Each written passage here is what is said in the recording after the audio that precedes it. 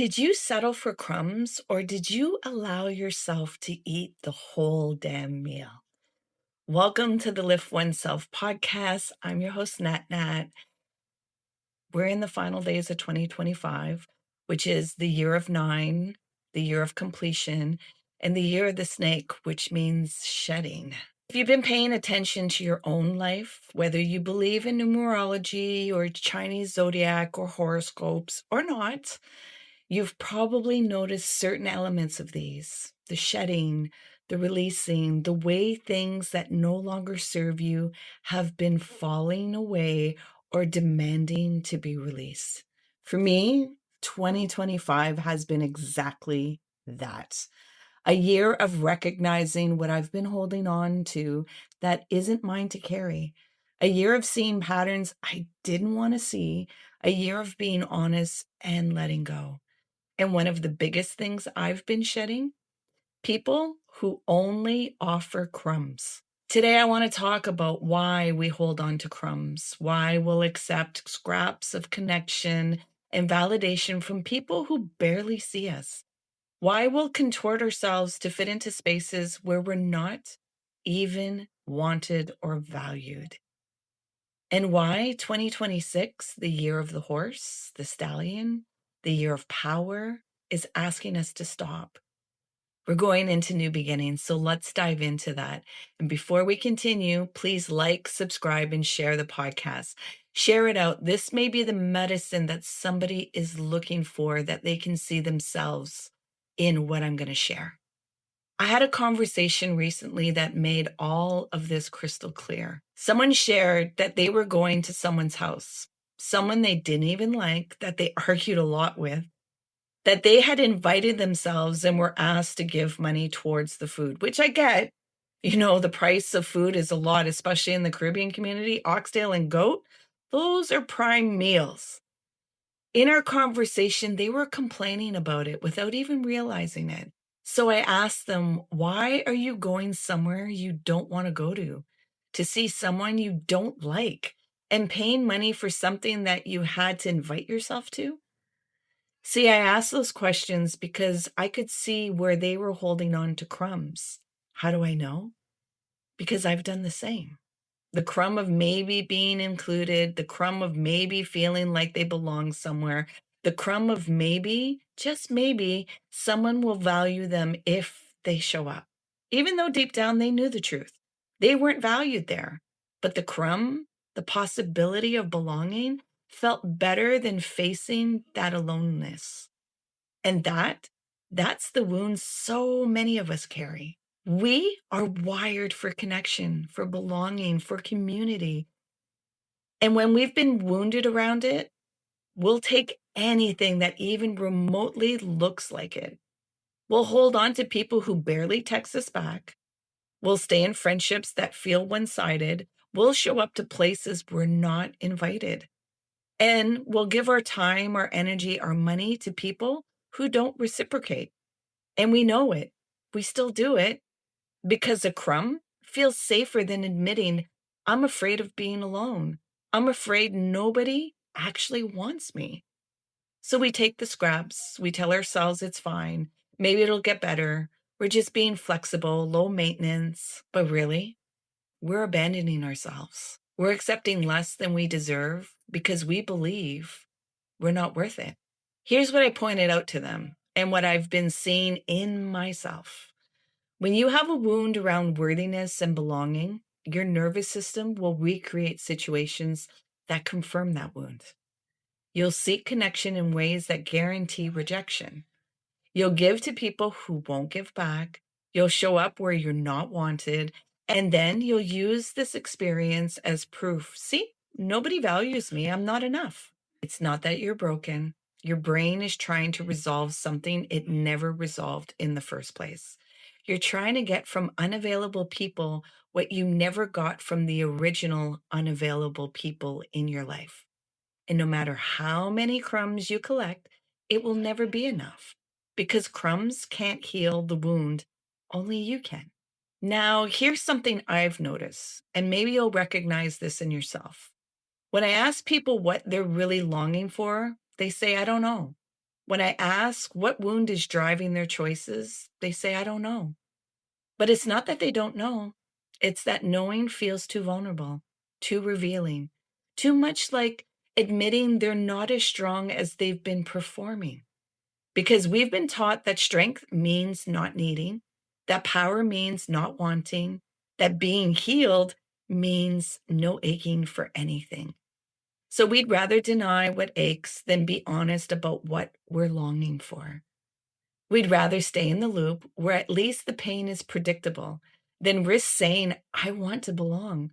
I want to be valued. I want to stop eating crumbs and feel worthy of the whole damn meal.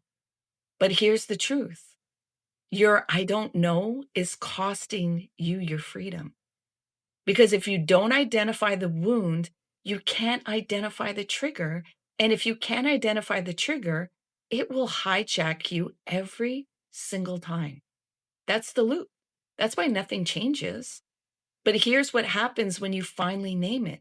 When you acknowledge the ache, the intensity diminishes. You don't have to run away from it anymore. You don't have to push it down. You don't have to numb it.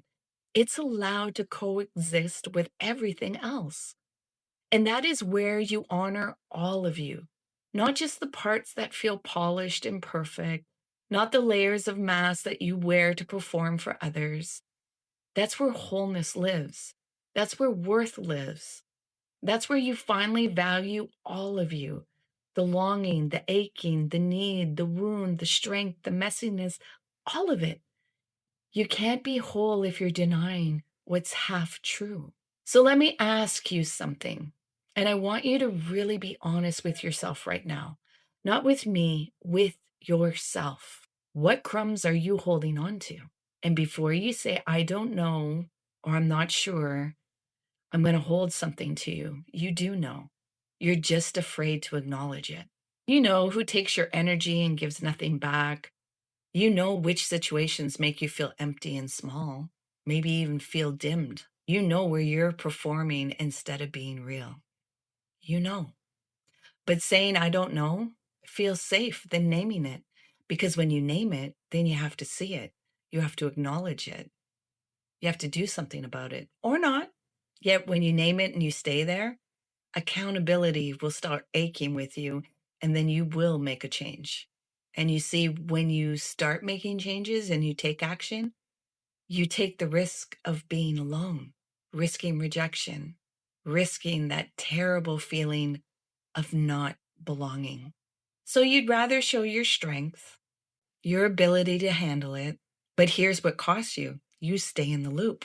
The wound stays unidentified. The triggers stay unnamed. And every time it gets activated, it hijacks you to the same pattern, seeking soothing instead of change. You can't create healing with what you won't name.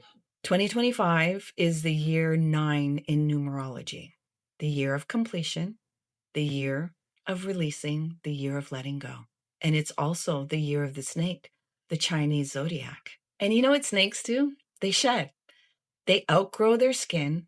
And when it doesn't fit anymore, they release it. It's not comfortable. It's not pretty, but it's necessary for their growth. And if you've been paying attention to your own life this year, you've probably felt it. Relationships that no longer fit, jobs that no longer serve, patterns that no longer work, even versions of yourself that you're willing to confront and say, no more. The snake has been asking you, what are you still clinging to that you have outgrown? For me, it's been people who have offered me crumbs, situations where I'm giving far more than I'm receiving, spaces where I've been performing instead of being honest. I've been shedding the part of me that needs to be liked more than I need to honor myself. I've been shedding the part of me that accepts scraps and calls it connection. But 2025 is almost over. The shedding season is ending. 2026 is the year of the horse, the stallion. The horse represents power, movement, freedom, momentum. The horse doesn't cling. The horse doesn't settle. The horse runs towards what it wants. And if you want to step into that energy in 2026, with power, with clarity, with momentum, you have to finish the shedding. You have to let go of the crumbs. You have to stop saying yes to things that no longer serve you because you're afraid of being alone. Because here's the truth. Being alone is not the same as being abandoned. Being alone can be a choice, a powerful one. It can be one that you're saying, I'd rather be alone than accept crumbs. I'd rather be in discomfort than abandon myself. And when you make that choice, when you stop eating crumbs and start honoring your own worthiness, something shifts. You stop attracting people who offer scraps. You stop tolerating one-sided relationships. You stop performing for validation. You start drawing to you the people, the opportunities, the connections that actually match your value. Now you might be wondering, what does eating the whole damn meal actually look like? What does it mean to honor yourself in practice in real everyday life? Sometimes eating the whole meal means recognizing that no one is going to show up but yourself. And you take yourself on dates anyways. You honor and value yourself. You get comfortable with being alone. You don't wait for someone else to invite you. You don't settle for being an afterthought in someone else's plans. You don't spend money to prove yourself or force yourself into spaces where you're not wanted or valued. Instead, you choose yourself. You take yourself to the restaurants you've been wanting to try. You go to the movie alone. You book the massage. You sit in the coffee shop with your journal and actually give yourself the attention you've been begging others to give you. It means saying no to invitations that feel like obligations. No to people who only reach out when they need something. No to relationships where you're always the one initiating. And it means saying yes to yourself, even when it feels lonely at times. Even when parts of you wants to go back to the crumbs because at least they're familiar, and you will do that. So just honor yourself when you recognize that you have done that. Radical compassion. Eating the whole meal is choosing your own company over bad company. It's recognizing that being alone with yourself isn't a consolation prize. It's the foundation of your worth. Because here's the truth. If you can't show up for yourself, how can you expect anyone else to? And when you finally start showing up for yourself, like really showing up for yourself, you stop accepting crumbs because you've tasted the whole meal and there's no going back. I'll be honest with you. This year has asked a lot of me. I've had to look at my own patterns, my own need to be liked, my own tendency to give and give and give, even when it's not reciprocated. I've had to see where I've been holding on to people who only offer scraps because at least it's something, at least it's connection. And I've had to let go, not with anger, not with resentment, but with clarity. And was there pain? Oh, heck yeah, a lot of it. Yet with that recognition, I realized that I deserve more than crumbs, and so do you. I'm stepping into 2026 with the energy of the horse, the stallion, with power, with clarity, and with the willingness to run towards what actually serves me and let everything else fall away. And really honoring that honesty with myself. So here's my invitation to you as we close out this year of the snake. Finish the shedding. Look at what you're still holding on to. The crumbs, the people who don't reciprocate, the situations where you're performing instead of being real. And I'm going to invite you to ask yourself 3 questions. And when you ask them, create a space where you can sit with these questions to hear the answer that comes up. Question number 1. What am I afraid of admitting that I'm longing for? Not what you think you should want. What are you actually aching for? Is it connection, belonging, to be seen, to be valued? Question number 2. What wound am I protecting by staying in the pattern? Abandonment, rejection, not being enough, being too much. Question number 3. What would I have to risk to let go of these crumbs? Being alone? Being rejected? Not belonging? Facing the possibility that I'm worthy of more but terrified to reach for it? These are not comfortable questions, but they're questions that will set you free, because 2026, the year of the horse, is asking you to run towards what you actually want. But you can't run if you're still pretending you don't know where you're going. You know, you've always known. You're just afraid to say it out loud. Say it anyways. Now, maybe you don't believe in numerology, zodiac signs, horoscopes, and that's fine. Yet I'm willing to bet that if you reflect on your life this year, you'll see where there was releasing, where there was shedding, where it was really asked of you to let go. Pay attention to that, because it's not random. It's your system, your soul, clearing space for what's next. And what's next is power, momentum, freedom, but only if you let go of the crumbs. Thank you for being here. Thank you for listening. Thank you for being willing to see what you're holding on to as crumbs. Please like, share, and subscribe to the podcast.